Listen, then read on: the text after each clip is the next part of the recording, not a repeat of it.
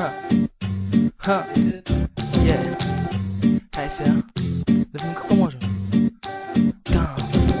Хей, брате, облегни се назад и си помисли за твоя розов свят. Усети приятния аромат на живота. Пожелай това, което ти искаш и обичай въздуха, който ти издишваш. Трябва да си богат вътре в сърцето, а не да бъдеш черен като кафето. Загледай се какво виждаш нагоре в небето.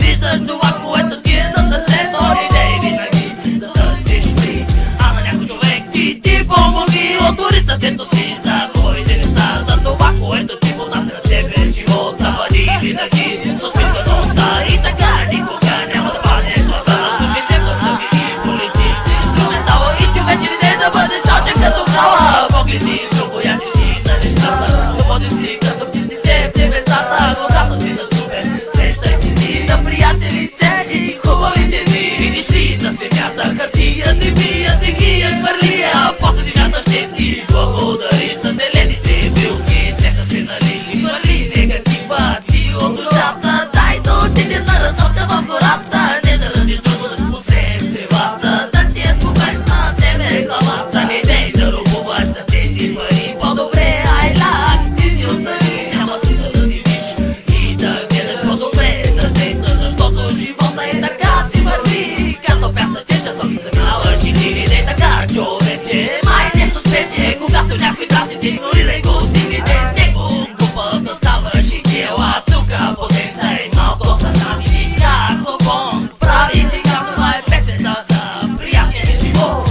и живей си го така, както ти е год.